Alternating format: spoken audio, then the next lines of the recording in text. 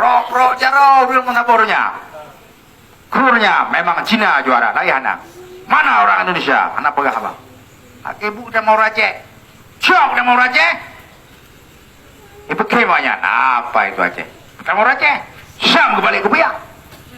Getarin apa? Gejon jaro, belah jolo lah mengko. Belah ke pegal lagi yo.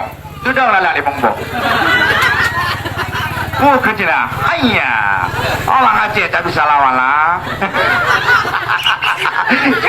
Ya semua cikar kawan-kawan. Kah saudara-saudara. Top sudah malam ini.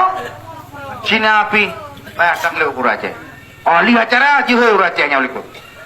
Lu sini dulu. Gua mau belajar sama lu. Tak boleh. Ilmu orang Aceh.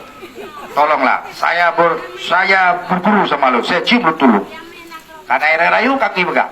Ada syarat dengan liur Aceh. Nah syarat. Apa syaratnya? Hisap saya punya tangan. Habis itu cium, jangan bilang siapa-siapa. Aku Cina punya, Aceh bukan jaro punya. Ipiam jaro le Cina punya. Kemudian cium, bukan Cina. Iya. Memang tenaga dalam orang Aceh luar biasa. Awak Cina orang dalu Aceh. Cina orang dalu. Dia malam dulu, sekitar. Di biar mana? Di biar.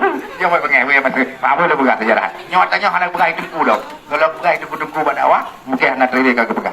Masalah ilmu Cina, saudara gua. Biasanya inspirasinya nih juga baru buka ubah. Yang mau, kak bang, nyokap itu nggak bang, sudah. Kak, masalahnya tidak buka lo, sudah. Cium ngapain lo? Nyobang pun suruh itu baru mangan, tapi janji nyoba kena mata, mangen perut. Ayam yang kerak woso, lo nak jual contoh berapa? Yang kerak woso. Oh, benar.